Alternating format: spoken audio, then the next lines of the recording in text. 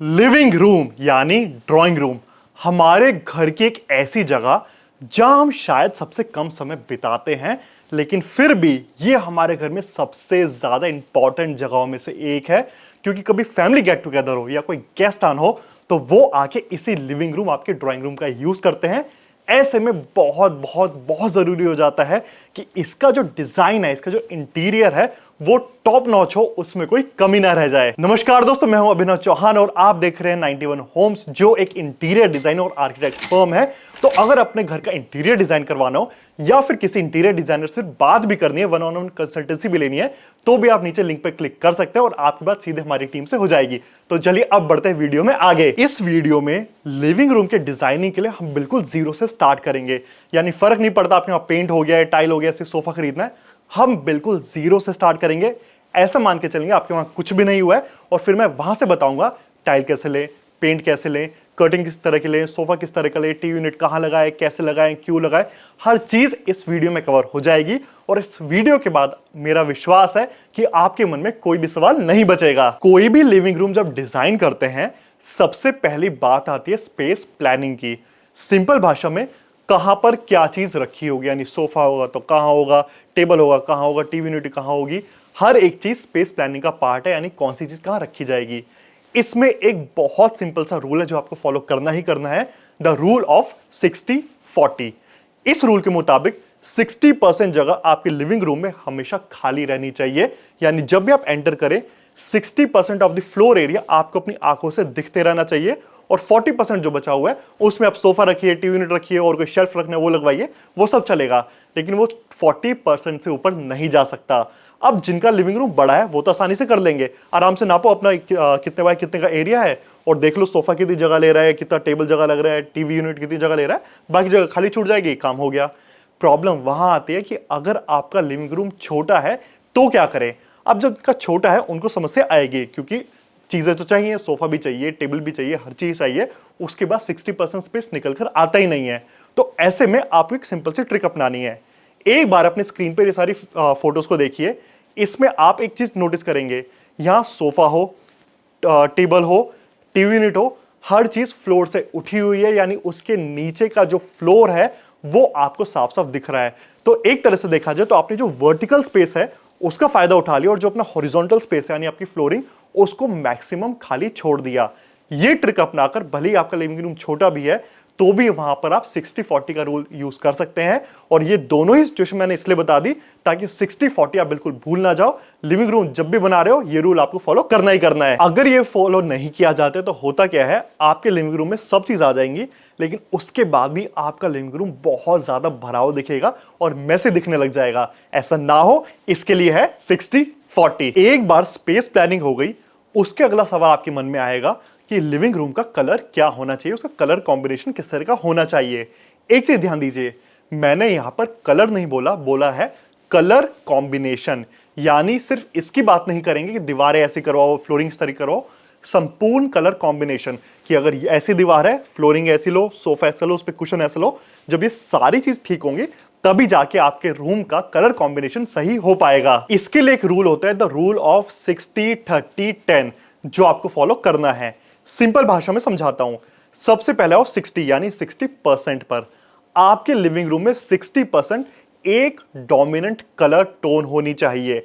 Colour tone का मतलब है, मान लो ग्रे कलर टोन ले ली तो आपकी दीवारें भी ग्रे हैं, फ्लोरिंग भी ग्रे है, लेकिन कलर टोन की बात हो रही है। तो ऐसा नहीं है कि आपको बिल्कुल कॉपी पेस्ट कर देनी है। दीवारें ग्रे हैं, थोड़ा ग्रे शेड में थोड़ा पैटर्न ग्रे हो, इस तरह से फ्लोरिंग भी आप ले सकते हो, लेकिन दोनों same colour family, same colour tone की है। जरूरी नहीं कि एग्जैक्ट सेम कलर की हो। तो ये हो गया 60% जो आपकी दीवार और फ्लोरिंग पर आ जाता है। उसके बाद आता है 30% वाला, जिसको हम कहते हैं सेकेंडरी कलर, जो आपके पूरे एरिया में 30% दिखता है। इसमें क्या हो सकता है, सोफा हो सकते हैं, सेंट्रल टेबल हो सकता है, कर्टन्स हो सकते हैं। ये सारे काफी ज्यादा होते हैं लेकिन 60 से ज्यादा नहीं होते, 30 के आसपास रहते हैं, इसीलिए ये सेकेंडरी कलर का पार्ट बन जाते हैं। अब आता है 10% पे। जो 10% है इसको आप कह सकते हैं एक तरह से हाईलाइटिंग कलर, जो आपके पूरे जो कलर कॉम्बिनेशन उसमें ट्विस्ट सा ऐड कर देता है। इसमें क्या हो सकता है, सोफे के ऊपर जो कुशन रखे हैं वो हो सकता है, कोई शो पीस है वो हो सकता है, टीवी यूनिट है उसमें कुछ हाईलाइटिंग पट्टी वगैरह डाली हुई है वो हो सकती है, ये सारा मिलकर 10% सरफेस एरिया कवर करते हैं, इसलिए ये आते हैं 10% वाले में। चलो मोटा मोटा आप ये रूल तो समझ गए। अब इसको एक्चुअली में प्रैक्टिकली देखते हैं कि एग्जैक्ट कलर बता दो कि भाई ये करवा लो अपनी दीवार पर तो दीवार अच्छी लगेगी। मैं अब उस पर आता हूं सीधे। अब यहां पर हमें देखना होगा कि सबसे पहले 60% वाले पे हमें डिसाइड करना है, यानी सबसे ज्यादा कलर क्या हो। अब कलर है अनलिमिटेड, आप चाहो तो कोई सा भी करवा लो, लेकिन एज अ इंटीरियर डिजाइनर हमारा एम होता है टाइमलेस इंटीरियर क्रिएट करना, यानी जो आज अच्छे हैं, पहले भी अच्छे लगते थे और आगे भी अच्छे लगते रहेंगे। इसके लिए सबसे अच्छे दो कलर टोन है, grey colour tone, beige colour tone. ये दोनों आज भी चल रहे हैं और आगे भी चलते रहेंगे। इसके अलावा आपने कोई पेस्टल कलर करवा लिया, ब्लू, ग्रीन, रेड, ब्लू, कोई भी करवा लिया, ये सारे हो सकता है एकदम से अच्छे लगे, लेकिन ओवर द लॉन्ग रन हो सकता है इनका जो ट्रेंड है वो आउट हो जाए। इस वजह से अच्छे हैं, लेकिन मैं आपको वीडियो में सजेस्ट नहीं करूंगा। मैंने आपको साफ साफ दो कलर टोन सजेस्ट करे हैं, ग्रे का या बेज का। अब ग्रे और बेज में एग्जैक्ट पेंट शेड कौन कौन से आ सकते हैं वो आपको स्क्रीन पर दिख रहे होंगे। ये सारे के सारे मैंने एशियन पेंट की साइट से लिए हैं और ये सारे मैं अपनी साइटों पे करवा चुका हूं, इसलिए आपको सजेस्ट कर रहा हूं।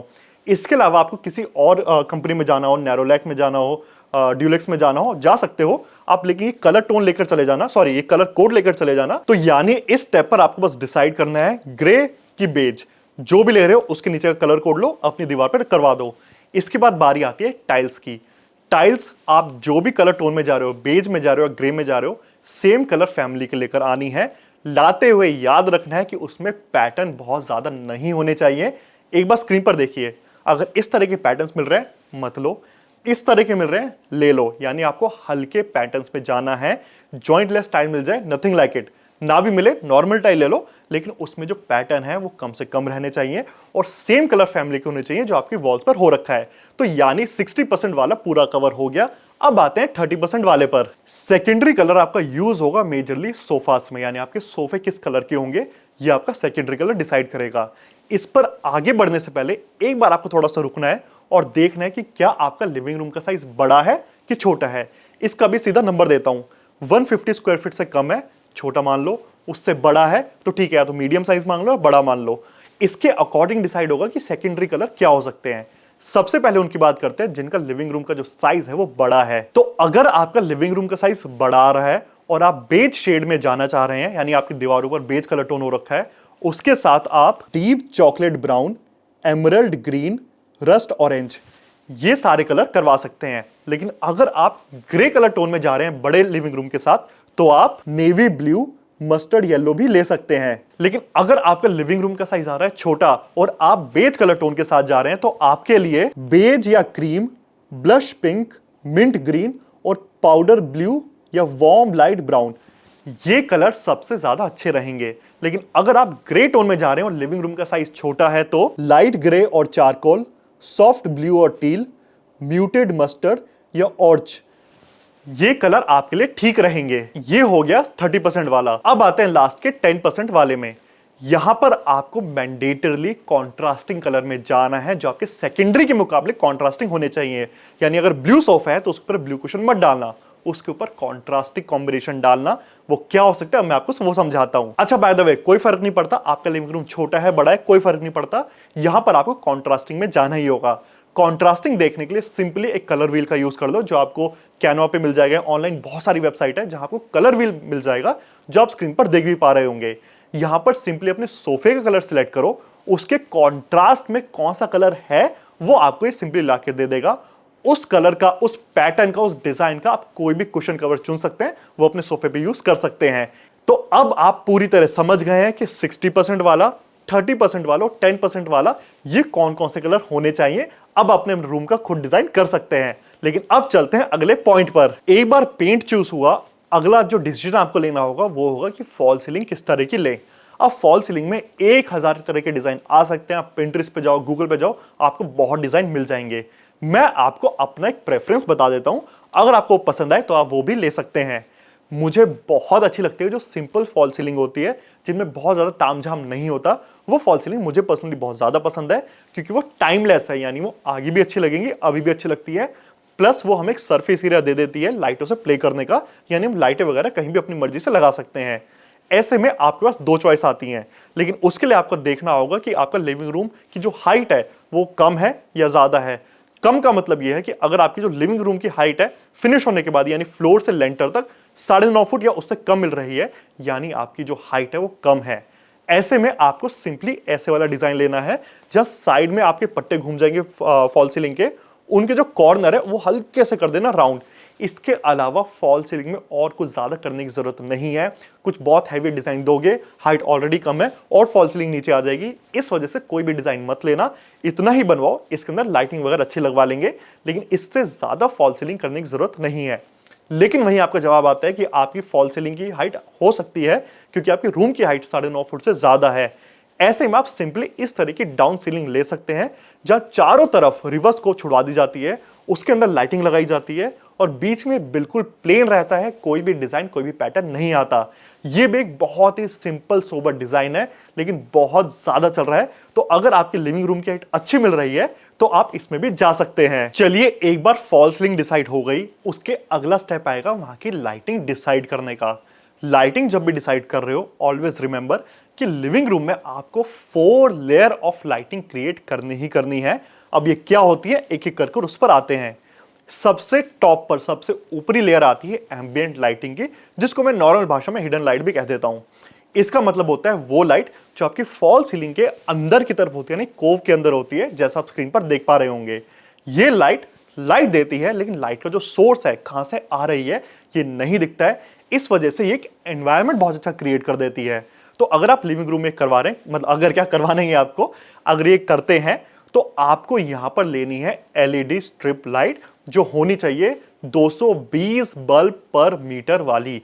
ये मैंने आपको स्पेसिफाई इसलिए कर दिया क्योंकि यहां आपको बहुत वेरिएंट मिलेंगे, 90 बल्ब पर मीटर, 120 बल्ब पर मीटर, 144, ऐसे करते करते ऊपर तक जाता है। तो आपको 220 एलईडी पर मीटर वाली लेनी है। ये आपको अच्छी खासी लाइटिंग दे देगी, जो एटमॉस्फेयर क्रिएट करना होता है लिविंग रूम में वो आपको करके दे देगी। इस वजह से ये स्पेसिफाई मैंने कर दिया है। एंड ऑलवेज रिमेंबर कि आपको एक अच्छी कंपनी में ही जाना है, जैसे फिलिप्स हो गया फॉर एग्जांपल। अब यहां पर बात आती है कि लोकल वाली आपको सस्ती पड़ेगी, लेकिन प्रॉब्लम एलईडीज के साथ सबसे बड़ी यह है कि विद टाइम इनकी जो लाइट है वो कम होती चली जाती है। अब हम क्या करते हैं, एक बार करवा दिया, लाइट कम भी हो रही है, हमें फर्क नहीं पड़ता, चलाते रहते हैं। ऐसे में बहुत जरूरी है कि एक बार चीज अच्छी लगाई जाए और वो लॉन्ग टर्म तक चलने वाली हो, जिसकी लाइटिंग आसानी से कम ना हो। इस वजह से मैं कह रहा हूं कि आप हमेशा एक अच्छी कंपनी में जाएं। कुछ पैसे बचाने के चक्कर में शुरू में ही लोकल कंपनी की मत लिया ना, बाद में पछताओगे। जब भी आप first layer of lighting choose कर रहे हैं, उसमें आपको 3 कलर ऑप्शन मिलेंगे, वार्म व्हाइट, कूल व्हाइट या नेचुरल व्हाइट। आपको इस वाले में हमेशा जाना है वार्म व्हाइट में, बाकी दो को देखना भी नहीं है। अब इसके पीछे जो साइंस है उसके लिए मैंने पूरी एक वीडियो बना रखी है अलग से, वो आप कभी बाद में देख लेना है, ऊपर मैं आई बटन में डाल दूंगा, वहां देख लेना। लेकिन यहां पर आपको वार्म व्हाइट में ही जाना है, तभी आपको रिलैक्सिंग एटमॉस्फेयर मिल पाएगा जिसकी लिविंग रूम में आवश्यकता होती है। सेकंड लेयर ऑफ लाइटिंग आती है जो आपकी फॉल सीलिंग के अंदर कंसील्ड होती है, जो लाइट आपको दिख रही होती है और आपको रोशनी भी दे रही होती है, जैसा आप स्क्रीन पर देख पा रहे हैं। ये लाइट बहुत ज्यादा काम में आती है नॉर्मल एक लाइटिंग क्रिएट करने में, रोशनी क्रिएट करने में, ताकि आपको हर एक चीज दिखती रहे। यहां पर लोगों का सबसे बड़ा सवाल आता है कि भाई लाइटिंग कितनी लगवाएं, मतलब 1 लगवाएं, 5 लगवाएं, 10 लगवाएं, 20 लगवाएं, 100 लगवाएं, कितने लगवाएं। उसके लिए मैं आपको एक सिंपल सा फॉर्मूला दे देता हूं। आप अपने लिविंग रूम का टोटल एरिया देखो कितना आ रहा है, मान लो 150 स्क्वायर फीट आया लेंथ और ब्रेथ नाप कर। अब उसको आप मल्टीप्लाई करो 0.6 से, आंसर क्या आया, 75। आपको जो भी आंसर आ रहा है वो लिख लेना। अब आपको ये देखना है कि आपके लिविंग रूम के अंदर जो ये वाली लाइट है, ये कम से कम 75 वॉट की तो होनी चाहिए, उससे कम में जाओगे अंधेरा लगेगा। तो यहां से आप फॉर्मूले के थ्रू निकाल सकते हैं कि आपको टोटल वॉट कितनी चाहिए। फिर आप देख लो डिजाइन के अकॉर्डिंग, भाई 10 लाइट लगवा रहे हो तो 7.5 की एक हो गई, 8 लाइट लगवा रहे हो तो उस हिसाब से कर लो। लेकिन आपको टोटल 75 वॉट में जाना है, मतलब जो मैंने एग्जांपल दिया उसमें आपका जो भी लिविंग रूम है उसको इस फॉर्मूला में लगाना, आपको समझ आ जाएगा कि कितनी लाइटिंग आपको जरूरत है। इस स्टेप पर आपको 2 तरह की लाइट देखने को मिलेंगी। सबसे पहले होती है इस तरह की लाइट जो नॉर्मल लाइटिंग के लिए यूज होती हैं, इनको कहते हैं नॉर्मल एलईडी लाइट। फिर आती है सीओबी लाइट यानी कोब लाइट, जो एक जगह पर रोशनी डालने के लिए यूज होती हैं। ये 40 डिग्री के एंगल पर रोशनी फेंकती हैं, तो ऐसा नहीं है कि पूरे रूम को जगमग ऐसा उजाला कर देगी, लेकिन जहां पे पड़ रही है उसके नीचे जो भी चीज रखी है उसको बहुत अच्छे से हाईलाइट कर देंगी, उसकी सुंदरता बढ़ा देगी। तो आपको करना क्या है, आपको इन दोनों कॉम्बिनेशन यूज करना है और ट्राई करो कि जहां भी आपके सोफे वगैरह रखे हैं उसके ऊपर इस तरह की सीओबी लाइट आ सके, ताकि जब वो जले आपके सोफों पर अच्छी खासी लाइट आ सके और बाकी पूरे वॉल्स और सीलिंग और फ्लोरिंग को जो चमकाना है, जो वहां रोशनी डालनी है, उसका काम नॉर्मल वाली एलईडी लाइट कर देंगी। और इसी स्टेज पर आपको एक और चीज डिसाइड करनी होगी, वो ये कि आपको कूल व्हाइट लाइट लेनी है, नेचुरल व्हाइट लेनी है कि वार्म व्हाइट लेनी है। ऐसे में कूल व्हाइट तो आप बिल्कुल ही भूल जाओ, क्योंकि वो लिविंग रूम या घरों के लिए कभी बनी ही नहीं थी। वो बनी थी आपकी फैक्ट्रियों के लिए, स्कूल के लिए, जहां पर आपको अलर्ट रहना है, काफी काम करना है। हमें अगर रिलैक्सिंग एटमॉस्फेयर चाहिए तो सबसे अच्छा तो रहता है वार्म व्हाइट में चले जाओ, लेकिन फिर भी कुछ लोग होते हैं उनको वार्म व्हाइट उतनी पसंद नहीं आती, थोड़ा ऑरेंज ऑरेंज लगने लगता है, तो ऐसे में आप नेचुरल व्हाइट के साथ भी जा सकते हो, लेकिन कूल व्हाइट आपको किसी भी हाल में नहीं लेनी है। इसके बाद third layer of lighting create होगी जब आप वर्टिकल स्पेस का फायदा उठाओगे, यानी जैसे झूमर हो गया, यानी जैसे शैंडलियर हो गया, वो सेंटर में भी ले सकते हो, सोफे के साइड में भी ले सकते हो, वॉल पर कोई लाइटिंग है वो लो। ये हो गया आपका थर्ड लेयर। और लास्ट लेयर आती है जब आप फ्लोर का फायदा उठाते हो लाइटिंग करने के लिए। वहां पर आ सकते हैं इस तरह के फ्लोर लैंप्स, जो आप सोफे के साइड में रख सकते हैं, टेबल के ऊपर रख सकते हैं, देखने में बहुत अच्छे लगते हैं। और ऐसा नहीं है कि रोशनी के काम आ रहे हैं, लेकिन जो ब्यूटिफिकेशन है आपके लिविंग रूम का, वो इसी लेयर ऑफ लाइटिंग से होने वाला है। तो इन 4 लेयर को मिलाकर बनती है आपके लिविंग रूम की एक परफेक्ट लाइटिंग। चलो लाइटिंग की बात कर ही रहे हैं, तो इसके रिलेटेड ही अगला पॉइंट है, जो है आपके स्विच बोर्ड का। स्विच बोर्ड वैसे तो आप अपनी जरूरत के हिसाब से कहीं भी डलवा सकते हो, लेकिन जो स्विच बोर्ड आपको चाहिए ही चाहिए, मैं वो बता देता हूं। तो आपके लिविंग रूम में एंटर होते ही दरवाजा जिस भी डायरेक्शन में खुले, उसके ऑपोजिट तरफ आपको एक मास्टर स्विच बोर्ड देना होगा, जिसमें सारी लाइट्स, सारे फैंस, सबका कंट्रोल होना जरूरी है। एंड मेक श्योर आपके लिविंग रूम में जितनी भी लाइट है और जितनी भी लेयर्स हैं, जो फर्स्ट लेयर है उसका स्विच एक तरफ होना चाहिए, यानी उसका एक स्विच होना चाहिए, और जो सेकंड लेयर है उसको आप 2 हिस्सों में डालो, और एक हिस्से का एक स्विच, दूसरे हिस्से का दूसरा स्विच। ऐसा मैं इसलिए कह रहा हूं ताकि आपको अगर बहुत ज्यादा लाइटिंग जरूरत भी नहीं है, तो आप अपने अकॉर्डिंग स्विच को ऑन ऑफ कर सके और अपने अकॉर्डिंग लाइटिंग ले सके। ऐसा ना हो आपने एक स्विच ऑन किया और हर चीज ऑन हो गई, बहुत ज्यादा रोशनी हो जाती है। इस वजह से यह टेक्निक आपको अपनानी पड़ेगी। इसके बाद जो सबसे इंपॉर्टेंट स्विच बोर्ड है, वो आपके टीवी यूनिट वाला। अब टीवी यूनिट का जो निचला कैबिनेट है, वह कम से कम आपको 3 सॉकेट देने हैं, जिसमें आप अपना सेट टॉप रख सकते हैं, चार्जिंग लगा सकते हैं, एक्सबॉक्स, गेमिंग, वीसीआर, सीसीटीवी, कुछ भी हो, ये सब भी आप वहां लगा सकते हैं। इसके अलावा अपने टीवी के बैक साइड पर कम से कम 2 सॉकेट जरूर दीजिए, जहां आपका टीवी का कनेक्शन होगा। और अब जो कैबिनेट और टीवी के बीच में जगह है, वहां पर आने हैं इन सब के स्विच अलॉन्ग विद 1 सॉकेट। एक सॉकेट इसलिए दे दिया कि कई बार टेम्परेरी चीज, जैसे कई बार वीडियो गेम खेल रहे हैं, कई बार एक्सबॉक्स लगा लिया, कई बार पीएसपी लगा लिया, कई बार चार्जिंग लगा लिया, तो उसके लिए एक सॉकेट होना जरूरी है। और सबके जो कनेक्शन है, यही जो स्विच लगे हुए हैं इनके अंदर होंगे, ताकि आप यहीं से अपना टीवी और जो भी वहां चीज लगी हुई है सबको ऑपरेट कर सके। इसके अलावा आप अपनी जरूरत के अनुसार एसी का स्विच, चार्जिंग पॉइंट्स वगैरह वगैरह बाकी सब अपने अकॉर्डिंग दे सकते हैं, लेकिन ये वो है जो आपको चाहिए ही चाहिए। यहां से चलते हैं आपकी टीवी यूनिट पर, जो है हमारा अगला पॉइंट। अब टीवी यूनिट में डिजाइन 1000 तरह के हो सकते हैं, और मेरी कोई बायसनेस नहीं है कि आप ये डिजाइन लो, वो डिजाइन लो। वो आप गूगल पे जाओ, पिंटरेस्ट पे जाओ, अपने मन से बनाना मन से बनाओ, इंटीरियर डिजाइनर से बनवाना बनवा लो। मैं आपको एक सिंपली रूल बता देता हूं जो आपको फॉलो करना है। वो रूल ये है कि टीवी यूनिट आपके सोफे से कितना दूर होना चाहिए। इसके लिए सिंपल रूल ये है कि आप जितने इंच का भी टीवी लेने वाले हो, उसको डबल कर लो। जैसे मान लो 42 इंच का टीवी लेने वाले हो, उसका डबल क्या आया, 84 इंच। यानी टीवी और आपके सोफे, जहां बैठकर आप टीवी देखो, उनके बीच में 84 इंच का गैप होना चाहिए। अब आप इसके जरिए देख सकते हो, जगह लिमिटेड है तो उसके अकॉर्डिंग टीवी लो, टीवी ले लिया तो उसके अकॉर्डिंग जगह बनाओ। लेकिन आपको ये रूल फॉलो करना है, ताकि आपकी आंखों पर प्रेशर भी ना आए और आप कंफर्टेबली टीवी देख सको। ये जो मैंने मार्क बताया, इससे आप पीछे जा सकते हो, लेकिन इसके आगे नहीं आना है। यानी 84 से ज्यादा कर लो, उससे कम मत करना। इसका जो अगला रूल है जो आपको फॉलो करना है, वो है हाइट का, यानी टीवी को जमीन से कितनी हाइट पर लेना है। इसमें आपको देखना होगा कि क्या आपका टीवी 42 इंच से कम है कि ज्यादा है। अगर 42 इंच से कम आ रहा है, तो टीवी का जो सेंटर पॉइंट है, बिल्कुल सेंटर में बिंदु लगाना, वो जमीन से 42 इंच होना चाहिए। और अगर आपका टीवी 42 इंच से बड़ा होने वाला है, तो अपने टीवी को 3 हिस्सों में डिवाइड करो, एनिमेशन के जरिए दिख रहा होगा आपको। और जो नीचे वाली लाइन है, इसका सेंटर पॉइंट लेना, वो सेंटर पॉइंट नीचे से 42 इंच ऊपर होना चाहिए। तो एक तरह से देखा जाए तो 1/3 टीवी नीचे रह गया और 2/3 टीवी ऊपर चला गया। इसके अकॉर्डिंग आप अपने टीवी यूनिट का डिजाइन, वो कितनी ऊंचाई पे लगनी चाहिए, सब डिसाइड कर सकते हैं। बस ये रूल फॉलो करते रहना। यहां से चलते हम अगले पॉइंट पर, जो है आपके कर्टन्स का पॉइंट, यानी पर्दों का पॉइंट। मेरी आपने कई वीडियो में देखा होगा कि हमेशा मैं पक्षधर रहता हूं कि आपको कर्टन लगवाने हैं, हमेशा हमेशा फुल हाइट के ही लेने हैं, यानी ऊपर से नीचे पूरे होने चाहिए, ऊपर से 1 इंच नीचे और नीचे से 1 इंच ऊपर, इतने बड़े आपके कर्टन्स होने चाहिए। कोई फर्क नहीं पड़ता आपकी विंडो छोटी भी है, कोई दिक्कत नहीं है, आप उसके ऊपर जो कर्टन्स लगाने वाले हैं वो फुल हाइट के लगवाइए। बीच में ऐसा मत कर देना, जैसे आप स्क्रीन पर देख पा रहे हैं, विंडो छोटी है उसके ऊपर कर्टन भी छोटे लगवा लिए। ऐसे में आपका रूम दो हिस्सों में डिवाइड हो जाता है, प्लस देखने में काफी चीप, काफी ओल्ड लुक आने लगता है। अब ऐसे में काफी लोग इस चीज में फंस सकते हैं कि आपकी विंडो बहुत ही छोटी है, ऊपर से 3 फीट नीचे आ रही है, नीचे से 4 फीट ऊपर है, बहुत छोटी विंडो है भाई, उसमें आप सोच सकते हो कर्टन यहां क्यों लगवाएंगे। तो ऐसे में आप कर्टन लगवाओ मत, ऐसे में आप लगवाओ ब्लाइंड्स।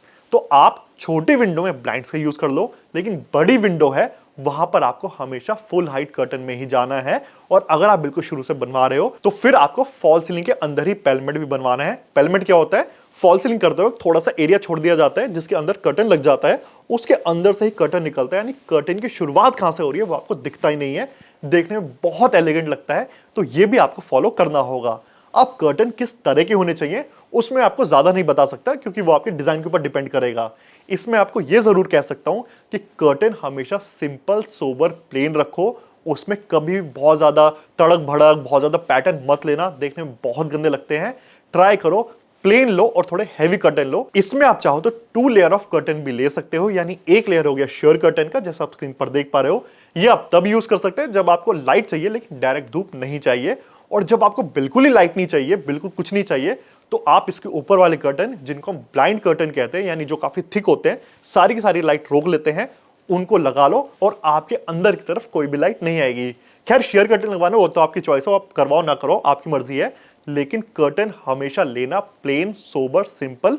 बहुत ज्यादा फूल, पत्ती, पैटर्न, कार्टून ये बनो मत लेना बिल्कुल। यहां से थोड़ा सा नीचे उतरते हैं और आते हैं रग्स पर, यानी कालीन पर। आई नो बहुत ज्यादा इंडियंस इसका यूज नहीं करते, इनफैक्ट 90% इंडियन घरों में ये होती नहीं है, लेकिन अगर आप उन 10% में से हैं तो ये रूल आपके लिए जरूरी है। छोटा सा रूल है, वरना स्किप कर दो इस वाले पॉइंट को।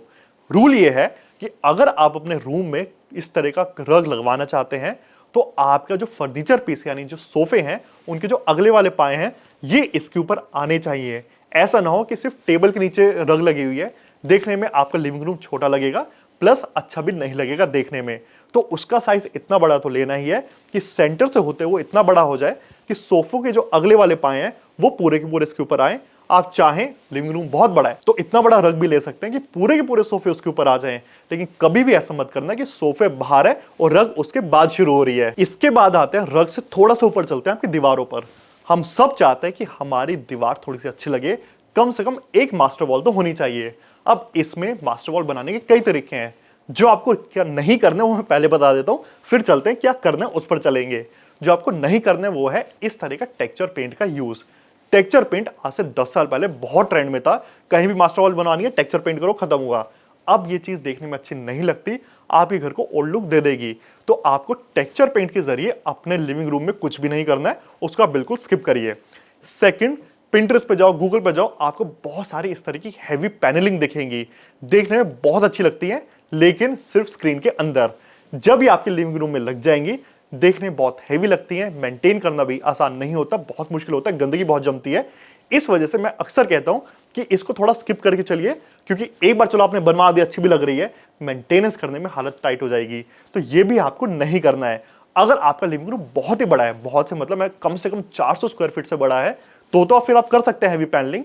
नहीं है तो आप सिंपल पैनलिंग में जाइए। अब सिंपल पैनलिंग क्या हो सकती है? वो हो सकते हैं इस तरह की वॉल मॉडलिंग लगवा लो, इस तरह की वॉलपेपर लगवा लो, इस तरह में जाओ, सिंपल रहेगा, सोबर रहेगा। कुछ एक ट्रिम्स लगवा सकते हो, लोवर्स लगवा सकते हो, उतना चलता है। लेकिन इससे ज्यादा हैवी पैनलिंग में जाओगे तो ठीक है, पैसे तो खर्च कर ही सकते हो आप, लेकिन आपका लिविंग रूम उसके लिए बहुत बड़ा होना चाहिए। अब आते हैं उस पॉइंट पर जो शायद सबसे इंपॉर्टेंट रहने वाला है, क्योंकि यहां हम बात करेंगे आपके सोफे की।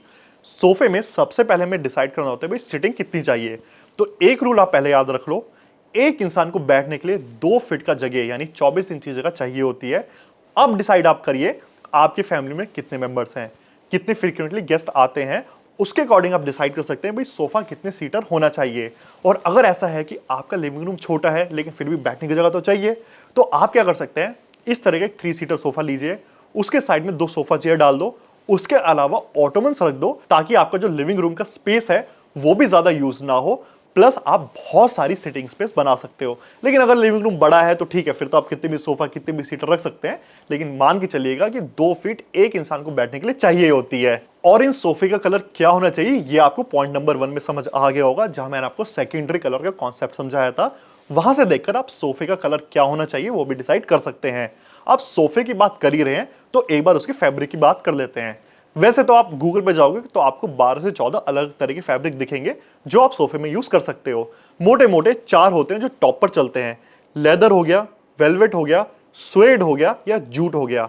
ये 4 है जो 99% भारतीय घरों में यूज होते हैं। इनमें आपको क्या लेना है मैं अपनी प्रेफरेंस आपको बता देता हूं। मेरी टॉप प्रेफरेंस रहती है स्वेड कपड़ा। देखने में बहुत अच्छा होता है, मेंटेन करना आसान होता है, अफोर्डेबल मीडियम होता है, मतलब ना ज्यादा महंगा ना ज्यादा सस्ता, ठीक ठाक होता है, और सफाई करना भी इसकी रिलेटिवली आसान होता है बाकियों के मुकाबले। अच्छा, स्वेड में भी ना आपको 2 कैटेगरी मिलेंगी। एक मिलेगा नॉन शेडेड, एक मिलेगा शेडेड। दोनों ही आपको 700 रुपए 800 रुपए, जो अच्छे फैब्रिक अच्छी क्वालिटी के होते हैं, इतने रुपए स्क्वायर फीट के हिसाब से मिल जाते हैं। अब इनमें भी आपको लेना हो तो मैं कहूंगा जाओ नॉन शेडेड स्वेड में।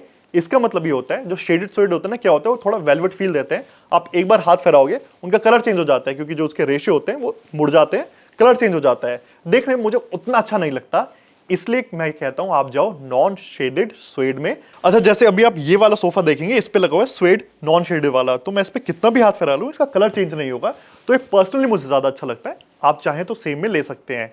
इसके बाद जो वेलवेट आया, जूट आया, ये आपकी चॉइस है, ले सकते हैं। आपके डिजाइनर सजेस्ट कर रहे हैं, ले सकते हैं, कोई बुराई नहीं है। मैंने आपको अपनी प्रेफरेंस बता ली कि आप मेरे हिसाब से आप क्या अच्छा रहेगा आपके लिए वो ले सकते हैं। सोफे से चलते हैं आपके सेंट्रल टेबल पर, जहां पर आप कॉफी वगैरह खाने वगैरह खाएंगे। यहां पर एक सिंपल सा रूल आपको फॉलो करना है, वो है द रूल ऑफ 3/4। तो आपका जो सबसे बड़े वाला सोफा है उसको देखिए, उसका साइज जो भी है उसके 3/4 साइज का कॉफी टेबल आपको लेना है, यानी सेंट्रल टेबल आपको लेना है। ये साइज काफी रहता है कि आपके सोफे और टेबल के बीच में डिस्टेंस भी ठीक ठाक हो और फिर आप उसको अच्छे से यूज भी कर पाए। कई बार क्या देखें, लोग जो सेंट्रल टेबल है वो छोटा सा रख लेते हैं, सही नहीं लगता है, एज इन वो यूज नहीं कर पाते हैं। लेकिन अगर आपको यूजेबिलिटी वाइज देखना है तो 3/4 आपको लेना ही पड़ेगा। प्लस मैं जस्ट सजेस्ट करूंगा कि आप ऐसा सेंट्रल टेबल लें जो नीचे से उठा हुआ हो, और जब भी सेंट्रल टेबल लो ट्राई करना कि बहुत ज्यादा हैवी मत जाओ। ऐसा ना हो कि आपका फ्लोर दिखना बंद हो जाए। फ्लोर से थोड़ा उठा हुआ हो, यानी जो लेग्स हैं पतले हो, फ्लोर दिखता रहे, थोड़ा देखने में अच्छा लगता है और थोड़ा खाली लगता है तो अच्छा लगता है। तो ये थे वो सारे पॉइंट जो आपको पता होने चाहिए अपने लिविंग रूम को खूबसूरत बनाने के लिए। आई नो वीडियो थोड़ी लंबी हो गई है, लेकिन कम से कम इस वीडियो के बाद आपको कहीं और जाने की जरूरत नहीं पड़ेगी। इस वीडियो के आधार पर अपना पूरा लिविंग रूम खुद से डिजाइन कर सकते हैं और अच्छा डिजाइन कर सकते हैं। तो चलिए, मुझे उम्मीद है आज की वीडियो आपको अच्छी लगी होगी, प्लस समझ भी आई होगी। फिर भी कोई डाउट रह गया तो नीचे कमेंट में पूछ लीजिए, हमारी टीम वहां पर आपको पक्का रिप्लाई करेगी। और अब मैं मिलूंगा आपसे अगली वीडियो में एक अच्छे नए टॉपिक के साथ, जहां मैं आपको बहुत सारी जानकारी दूंगा, बड़े ही कम शब्दों में, बड़े ही सिंपल शब्दों में। और तब तक के लिए गुड बाय।